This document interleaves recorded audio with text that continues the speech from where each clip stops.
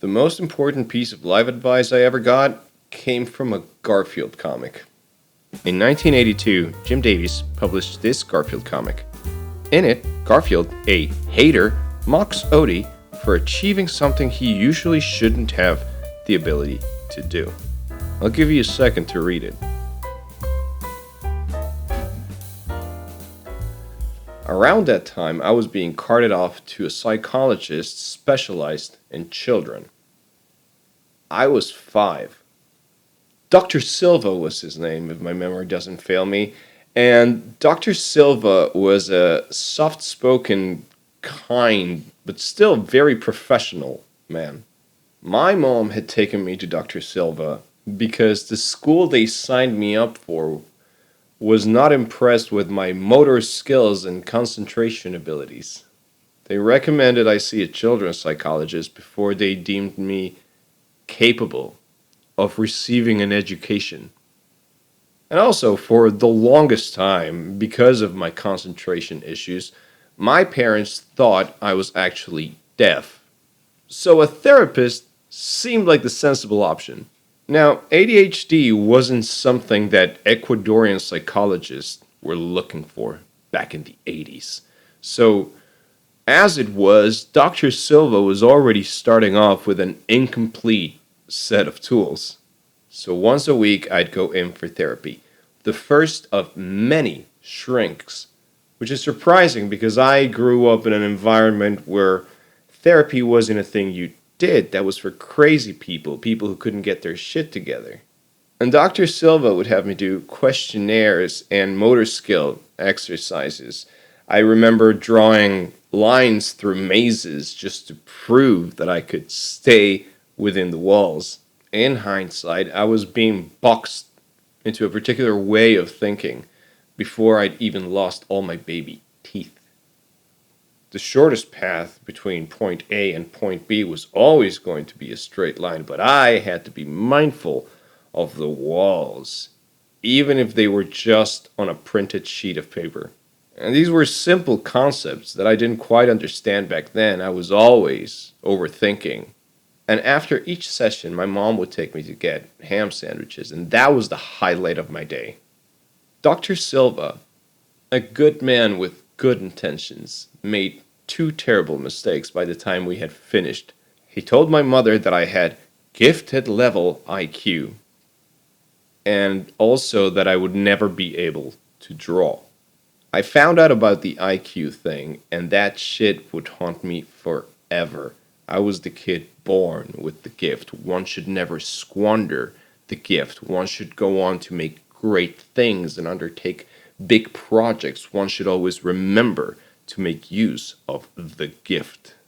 You can imagine the sort of pressure that put me under. But my mom never told me that I was never supposed to be able to draw, not even in hidden messages. She was never like, you should take up football or carpentry.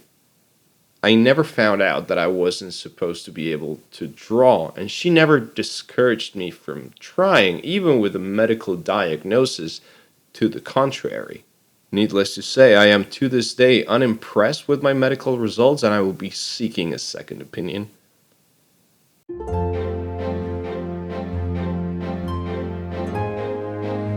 There are things my parents, my teachers, my peers discouraged me from doing over the years, and as a result, I never managed to climb those trees.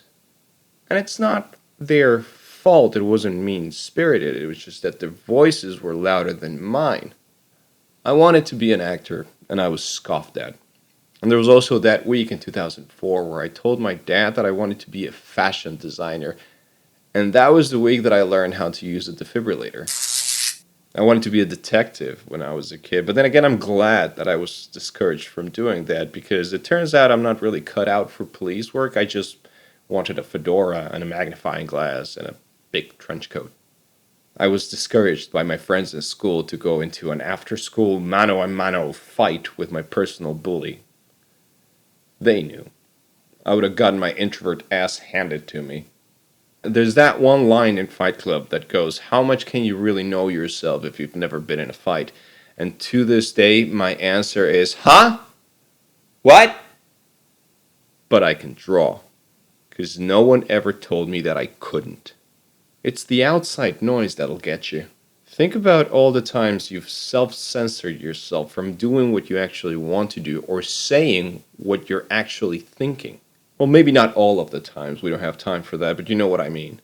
For the most part, I will argue that all these little phrases that you tell yourself about how you're not good enough or you shouldn't be doing something that you're doing were planted inside you by somebody else. You open your mouth and your very own personal Dr. Silva comes out. And these small acts of censorship don't necessarily come from a place of hate or abuse. Sometimes it's just people who love us trying to prevent us from getting hurt. Other times, sure, it's like that. I remember I stopped writing music when somebody I trusted told me that all my songs sounded exactly the same. And that hurt, and I stopped writing, and all those stories that I could have told during those years were lost. I let that affect me. I let those words dictate how my songwriting was going to progress, and I stopped. Much in the same way, I'd like you to think about the people that love you, the people that protect you. How many times have you prevented yourself from doing something because someone convinced you that you might get hurt?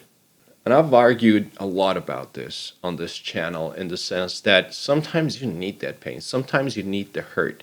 You need to fail. If you don't fail, you don't learn. If John had told Odie not to climb that tree because John was afraid Odie would get hurt, Odie would have never discovered his ability to climb a tree like a cat. And I see that same empty-headed, wide-eyed, slack-jawed, limp-tongued spirit inside you. You have that dog in you. It just happens to be this dog.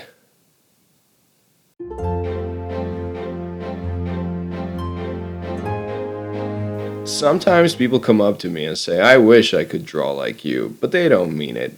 What they wish for is to magically have the ability that I trained and developed over the years. I've been doodling in the back of school notebooks since 1985. I never had the best grades, but I could draw.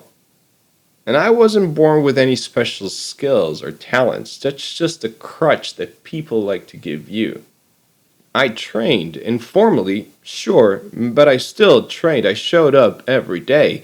I don't remember half the stuff I was supposed to learn in high school because I was drawing and improving and failing and drawing again and figuring out what other artists were doing and then copying that. And I got better because nobody ever discouraged me from trying. Nobody told me that I couldn't do it. So stop listening to the censorship board inside your head. Maybe you will get hurt, but what if you don't? What if you discovered that you do actually have the ability to climb a tree with the agility of a cat? So silence the Garfields in your life that mock you for doing something that you're not supposed to be doing. And cut off the Johns in your life that project their own fear of failing onto you, that tell you that you shouldn't do a thing because they're afraid you're going to get hurt. If they weren't brave enough to fail at something, then they don't have the right to pass that fear on to you. Eliminate the toxic noise. And just do the thing. I promise you, before long, you'll be able to look at your own Dr. Silva and say, you were wrong, sucker. So shoot for the stars, shoot for the moon, shoot for the park across the street, but goddammit, just shoot. And when you fail, shoot again. Because it's amazing what one can accomplish when one doesn't know what one cannot do. See you next time.